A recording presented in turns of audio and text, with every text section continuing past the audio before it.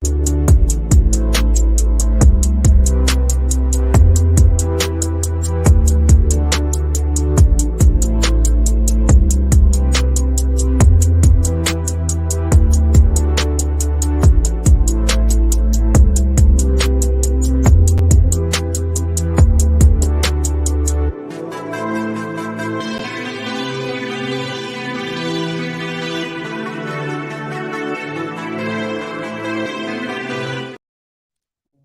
is up, Who Dat Nation? Welcome back inside another Monday edition of the Straight Up Saints podcast brought to you by Boot Crew Media. I'm your host, Chris Vogel, and as always, we'll go through some topics. And if you guys have any questions, we can get to them. If not, we'll always move on to our very next show. And I want to wish you guys a very happy 4th of July weekend for all of you guys who are out there having fun. Make sure you're staying safe, but of course, spend that time with your family, your friends, and make sure you have a great weekend. Let's get right into it here on the Straight Up Saints podcast, which is brought to you by Scott Fickner Injury Lawyers. If you've been injured in any kind of accident, car, truck, 18-wheeler, or hurt offshore, Scott Fickner handles it all. You can give him a call at 504-500-1111 for a free consultation.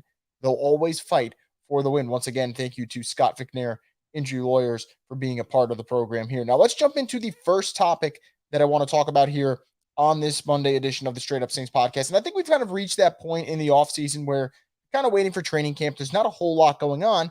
And you're kind of wondering, I don't want to say what to talk about, but what's really important right now for the Saints? What's really important right now for their playoff chances and all that? And I think the one thing that I found very fascinating over this, I'd say entire offseason, is there's this belief that the Saints are in a division that is so terrible, so putrid, that there's really only going to be one team. And that one team that makes the playoffs doesn't even have a great record. They can kind of just get in by default. That's the popular narrative in the NFL today. That's probably the one thing you're going to hear about the entire NFC South is that they're the worst division in football. This is going to be a cakewalk for whatever team wins the division. The team that wins the division doesn't even need to win double-digit games. I've heard that a million times. And while that could be true, last week, I tweeted out something that could age incredibly wrong, or it could age well, and I could probably look pretty smart about it. But whichever way it goes, we'll be here to figure it out this fall. And what I tweeted was I would not be surprised if two teams from the NFC South make the playoffs. Now, I know that sounds like a ridiculous take for a lot of people. I know that the idea of two teams from this division doesn't sit well. But I think there's some merit to it. Now, I'll mention the three candidates I have. But before I do that, I want to mention, if you look at the picture, the NFC picture right now, the teams that made the playoffs, there's a couple that I'm not sure what they're going to be this year. One being the Giants. I thought they massively overachieved. I don't know if they'll do that again. And the beginning of their schedule is so road heavy, they might have to play catch up all season long. So I have questions about them.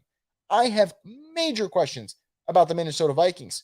Getting rid of Za'Darius Smith, getting rid of Eric Kendricks, getting rid of Adam Thielen, getting rid of Dalvin Cook, potentially getting rid of Danielle Hunter. These are huge names you have to replace, and those are huge names that played a pivotal role on a playoff team last year that had one of the worst defenses you'll see in the league. So I think that's a problem. Let's also not forget they won so many close games. Do they win those close games in 2023? If not, they're out of the playoff picture. So that's two teams I'm already suspect about. I look at the NFC South alone. I am hella suspect about the Tampa Bay Buccaneers. And I'm going to go as far as to say, when I mention the NFC South and why I believe there'll be two playoff teams, they're not going to be one of them. I think they're going to be in the bottom of the basement of the NFC South. So three teams already that made the playoffs last year, I have some doubts about.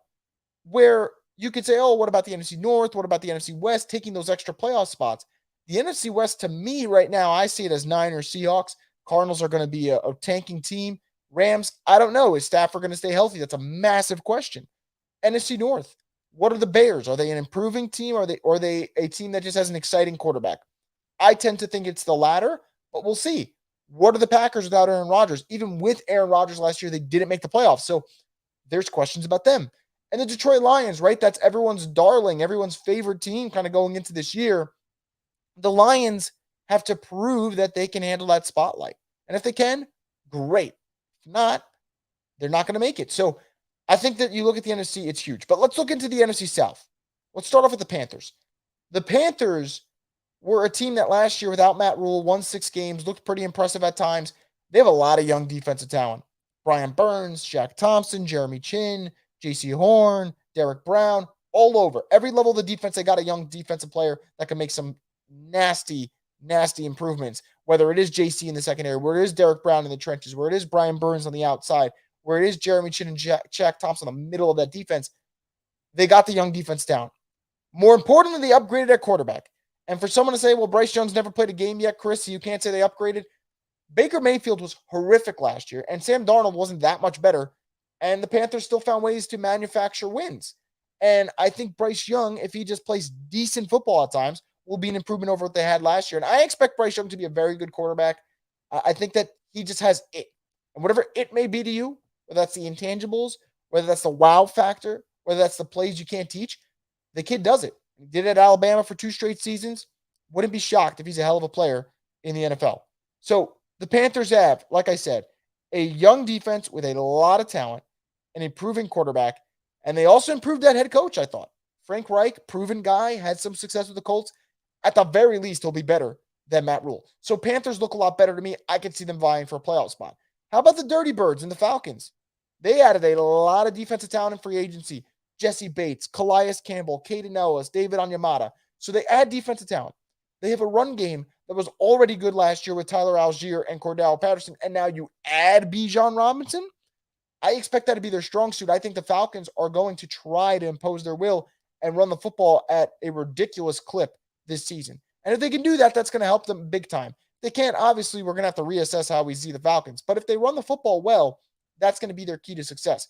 Where it boils down to the Falcons, and it might boil down to the Panthers the same way, but I think the Panthers at least feel good about Bryce Young. What is Desmond Ridder? Is Desmond Ridder good? Is he awful? Is he a game manager? Is he more than that? Whatever the answer to the question is going to dictate what the Falcons are in 2023. If Desmond Ridder's terrible, Falcons won't be a playoff team. If Desmond Ridder's a game manager, Falcons could be a competitive football team. If Desmond Ridder's good, you got to relook at how you visit the Falcons, what you assess, what you think about that roster. Even though we hate their guts, you would have to think about it. So the Falcons, improved team. And then there's our New Orleans Saints. Our New Orleans Saints are, in terms of roster, it's there for the taking. It's got what you want, right? It's got the defensive talent. Lattimore, Tyrann Mathieu, Alontae Taylor, Demario Davis, Pete Werner, Cam Jordan, Colin Saunders, adding a Brian Brzee, adding an Isaiah Foskey. You revamped the defensive line, brought in Colin Saunders, you brought in Nathan Shepard. They got talent defensively. Offensively, also a lot of talent. Chris Olave, Rashid Shaheed, Michael Thomas, Alvin, Jawan Johnson, Taysom Hill. And then you improve your run game, which had no depth last year, by adding Jamal Williams, who led the league in rushing touchdowns last year and had 1,000 yards on the ground, and Kendre Miller, who was a stud at TCU. So you add talent to your run game. You still have talent on defense. You improve your quarterback room tremendously by adding Derek Carr. This is how much they improve their quarterback room. Their starter from last year is now the backup. That's a good sign. So you bring in Derek Carr. That should improve it. The concerns I have for New Orleans, there's 2. I have questions about the O-line, and I have questions about the head coach. The head coach we'll talk about in our next segment, but the questions about the O-line, there are concerns. Penning coming off of injury. Ruiz coming off of injury. McCoy, great. Ramczyk, you know what you're getting out of him. I don't know what I'm getting out of Pete. Is he going to be healthy? So 3/5 of the O-line is always banged up. The good thing is James Hurst is an excellent backup, an excellent fill-in, so you feel good about that. Nick Saldiveri, the rookie, does he have to play sometime? He might have to. So we'll see if he has to get in on the field, and if he does, how does he play? So O-line concerns for the Saints, no doubt about it, but improved at quarterback, improved their run game, still have enough defensive talent to get the job done. I like that. And then the fourth thing that I'll add is the Saints were an injury-riddled team last year that was not good. And that team went 7-10 because there was enough talent. What does a healthy team with a really weak schedule, a third-place schedule, do next season? I'd hope the answer is better than 7-10. It better be 7-10. It better be a lot better than 7-10. It better be flipping 7-10. So I think there's a lot of reasons to be optimistic about the Saints. So if you're a Saints fan, you should be optimistic. If you're a Falcons fan, cautiously optimistic. Panthers fan, I mean, you have the number 1 pick of the draft. You should be optimistic. So again, I'm not trying to say the NFC South is going to be this juggernaut division.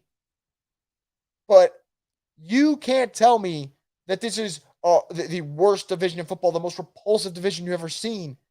I think the AFC South is far worse. I think the NFC South is going to end up having 2 playoff teams. And if I'm wrong, I'm wrong, and I'll eat my words. But I really think that this division is going to shock a lot of people because you have a lot of teams with weaker schedules, with young rosters that do have talent, whether you see it or not, that they're going to want to prove you wrong. And I think they might very well do that. So we'll see what happens there. But I really, really like how the NFC South is shaping out, which obviously isn't great. You want it to be weaker, but I think there's a lot of talent there. Now, before I get to my next segment, which is about Dennis Allen, I want to remind you guys that Chris Smith of Ladder and Bloom is one of the top realtors in New Orleans. And if you want to talk about a free marketing valuation of your property, to book a property tour, or to just talk real estate, you can give him a call at 504-231-2004. That's Chris Smith of Ladder and Bloom. So, Dennis Allen, the man of the hour, whether he likes it or not, will be the man of the hour for the next couple of months. What are fair expectations for him? I would love to sit here today on this July 3rd and tell you expectations for Dennis Allen should be Super Bowl or bust. And anything less than that, not a good season. But I think we have to be realistic, and there are a lot of facts that I have to just throw out here before I get done. And let's start off with it. Dennis Allen, extraordinary defensive mind. I think he is one of the top defensive coordinators in the National Football League, and I don't think it's close. I think he's got to be in your top 3. There's not a coordinator who has messed with Tom Brady more than DA, and that's saying something. So DA's got that down. Defensive mind, outstanding. What he lacks so far, though, is the capabilities of being the head coach, because the head coach has to keep their finger on everything. They got to keep a pulse of the entire team. They got to make sure that they are not slipping up. If they're slipping up on defense, that's a problem. If they're slipping up on offense, that's a problem. You can't forget about special teams. How is the team bonding in the locker room? These are all things that Dennis Allen has to figure out. So, what's a fair expectation for this guy? Let's continue. 15-38 is his record as a head coach in this league. I'm going to say it one more time. 15 wins and 38 losses. That's his record. So 15-38 as a coach. His best mark as a coach in a single season was last year at 7-10. So your best season is 3 games under 500. The best offensive rank a team coached by Dennis Allen has ever had in total yards, 18th. The best offensive rank a Dennis Allen coach team has ever had in total points, 22nd. Not good. So the offense under Dennis Allen is never prolific. Defensively, I'm going to tip my captain. The worst defense he's ever had in New Orleans, coordinator and head coach, 14th ranked in points given up. So top half, even when he's not on his A game. When he's on his A game like this year or like the years past, top 5 defensive mind. So he's still elite there. But offense, like I said, putrid. More importantly, non-aggressive. The Saints last year had the fewest 4th down attempts in the NFL. Fewest 4th down attempts in the NFL. And when you're a defensive coach and you're so reliant on defense and you trust that unit, you're not that aggressive. And I think the one thing I love about teams like the Chiefs, teams like the Bengals, when they got a chance to continue the drive and make sure you're not getting the ball back, they take it. And maybe with Derek Carr under center, maybe with Jamal Williams and Kendra Miller helping the ground game, maybe with Michael Thomas healthy, maybe that changes. Maybe Dennis Allen's a little bit more willing. But I can say it from now. There were points last season, particularly the Bucs game on Monday night, that effectively ended their chance of making the playoffs. The Saints could have gone for it, could have ended the game, and they punted the football every single time they had a chance to stomp on the opponent's throat. And I think for DA, I think that's a habit that's going to be very hard to break. So again, not an aggressive coach, not a good offensive mind. Those are struggles. That said, elite defensive mind with a nice roster, with a better quarterback, with a 3rd place schedule. What's a fair expectation for DA? I will go as far to say 10-7, but he better be over 500. Because if he goes under 500, again, turn off the lights, lock up the place, it's good night for him. And I don't think that's anything about being harsh. I don't think that's anti-DA. I think it is a fact right now. If Dennis Allen can't go over 500 with this Saints roster, with this Saints schedule, get him out of New Orleans. And again, I will be rooting for DA. I hope DA proves everyone wrong. I hope DA looks to be a great coach by the end of this year. But this is how you have to treat this season. It's got to be tough love. Because if you can't show everyone that you are actually a good coach and you've had more than enough chances, honestly, guys don't even get the chance to go 15-38 in the NFL. No coach really gets a chance to go 15-38. Dennis Allen somehow had that chance. So if he goes under 500, again, get him the hell out. Now, if he goes over 500 and this is a playoff team, that buys you time in New Orleans. That starts to quiet all the doubts that people have. At the very least, it silences it momentarily. So those are my fair expectations for DA. I'm not going to sit here and complain and whine and say it better be Super Bowl or bust. I'm a smarter person than that. Super Bowl or bust, that's a team like the Chiefs. That's a team like the Eagles, the Niners, the Bengals, the Bills. They're Super Bowl or bust. The Saints make the playoffs, win more games than you lose, and I will take that as a step in the right direction. But I do not want to see anything less than that. Like 9-8 would be the bare minimum that I'd accept from DA. And even then, you're kind of pushing it because you're getting past 500 barely. Barely. But I also have to be a realist. And a coach whose best season is 3 games under 500 probably isn't a good coach. But again, improve the roster. They're instilling confidence and faith in him by giving him another year. And you just got to hope it works. And I will say that I think that DA should be able to get them to 10-7. Even though I have so many doubts about him as a coach, I love this defensive talent. I love that they improved the roster offensively with Derek Carr, Jamal, Kendrick Miller, Foster Moreau, and keeping most of the other talent. I think that there were moments last year, particularly at the end of the season, where the Saints started playing complementary football and they realized, hey, we like to play defense and run the football. And we do those two things together, we can be a pretty decent team. I think if they could get back to that, with the added fact of having a better quarterback, you can manufacture 10 wins. Will you get exposed in the playoffs? Maybe. I don't know. Just get in and we'll see what happens. But I think that's what it's got to be. And anyone who thinks differently about this situation, I would like to say that you're wrong because you can't think low because of DA's history. Because the minute you start to give him that kind of leeway, that's where we fall in this trap. And it's like if the Saints go 8-9, do they give DA another year and go, well, he technically improved? It can't be any of that.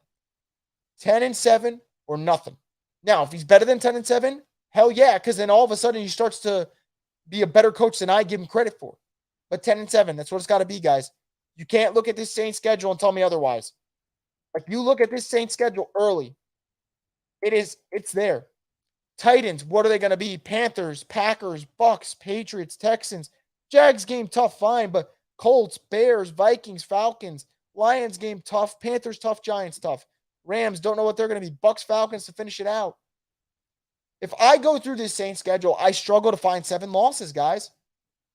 Let's say I give them a loss against the Titans week 1 because I don't know what they're going to be fine. And I give them 1 loss against the Panthers. I give them a split. I give them a split against the Falcons.